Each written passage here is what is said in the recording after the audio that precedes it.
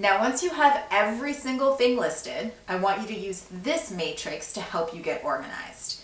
Now, this is straight up stolen from stakeholder management, but I personally think it's a great matrix to use for helping you to manage your micromanaging boss, because at the end of the day, that is what you're going to have to do, manage them.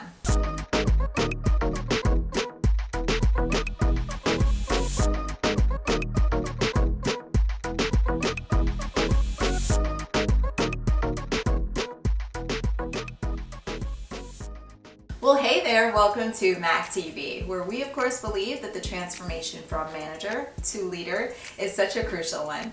And that's because, well, true leaders, they change lives and they are having such a profound effect on today's working environment. So are you in a situation where your current boss just won't let you do the work that you were either hired to do or you're supposed to be the expert in?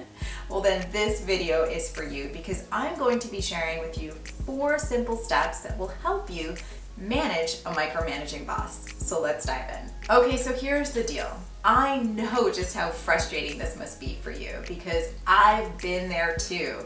I know how suffocating and draining it is to deal with somebody that is micromanaging your every move. But we do have to stop for a second and just really think through why it is your boss might be micromanaging your every move. Because after all, we are problem solvers, and so we want to dig deep and get to the root cause of the issue so that we can actually deal with the problem. So here are some of the known reasons that causes micromanagement.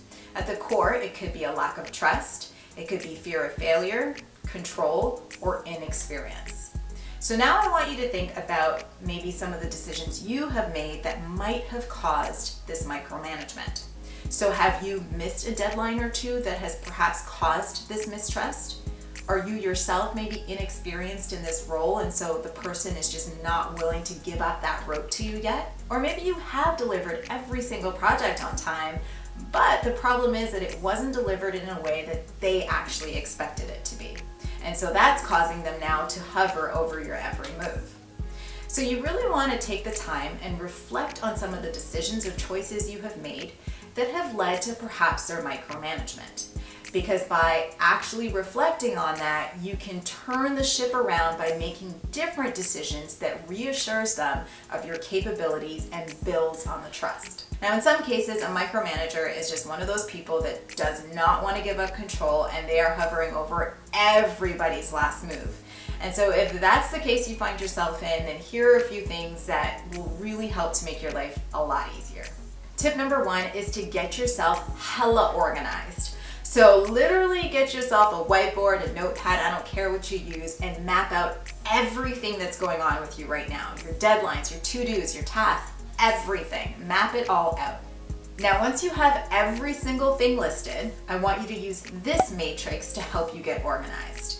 Now, this is straight up stolen from stakeholder management, but I personally think it's a great matrix to use for helping you to manage your micromanaging boss, because at the end of the day, that is what you're going to have to do, manage them. So what this matrix does is it really helps you to map out every project, every deadline, every task that you have in a way that helps you to communicate as effectively as possible with your boss. So here are the 4 quadrants. Keep informed, keep satisfied, manage closely, and keep informed with a 2-way conversation. Now, I feel like the quadrants are pretty much self-explanatory, so I'm not going to get too deep into that. Okay, so at this point, you basically have 2 options. You can actually choose to place all your projects and your tasks and your to-dos and your deadlines in the quadrants according to how much you think you need to inform your boss, because basically all micromanagers have like a certain pattern. So if you are used to it, then you know what are the things that they need to be more informed on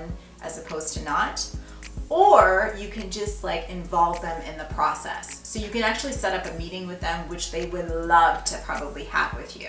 So you could just say, hey, I'd like to set up a few minutes to talk to you about how we can work together in a way that keeps you informed on the projects that I'm working on without you having to come to me.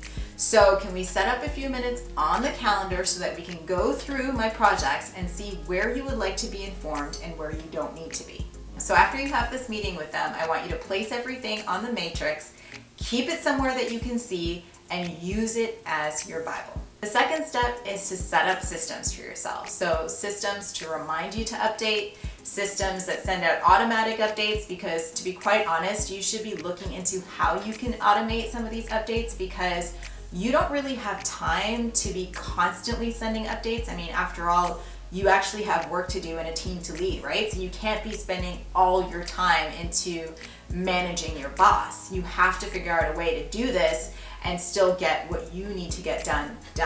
So for example, if there's something on there that requires an email update, then maybe what you want to do is create a template and put it in an email signature that's obviously very skimmable, and set it up so that it sends out these automatic updates to your boss for you. Or you can use a project management tool such as Asana. I know that's like huge in the entrepreneur space. I'm actually biased towards Trello. I think it's because I used to use it in the past anyway, so I'm used to it. But either one is fine, and you can actually set it up so that you can put all your projects in there in like a task list, and you can have the updates go out to your manager as soon as you like check off that something is done, so that they know what's going on and they're in the loop. Even after all this proactive behavior, really nothing changes, then I encourage you to have an open and honest conversation with your boss. Now, I know there's a lot of advice out there that says that if you talk to them about it, you're actually going to make it worse.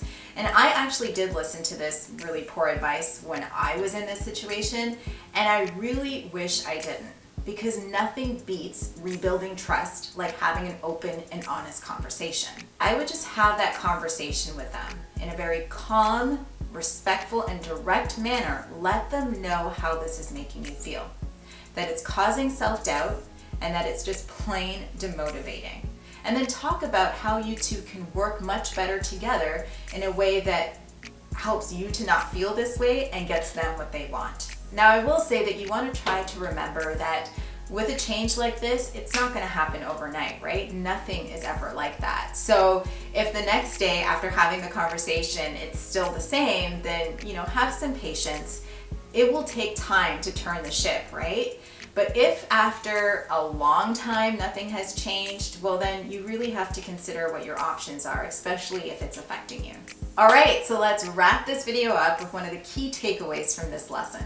Managing a micromanager involves that you first look internally to see if you've contributed somehow to this lack of trust, which is usually a core reason for micromanagement. If you enjoyed this video, hit on the subscribe and notification bell. And if you are interested in more insights on leadership development, then head on over to makitaandrews.com. And while you're there, feel free to get subscribed and receive your free new manager starter kit. Thank you so much for watching today's episode. It was great to be with you here today. All right, so I hope you have a fantastic rest of the week, and don't forget to keep smiling. I'll see you in the next one.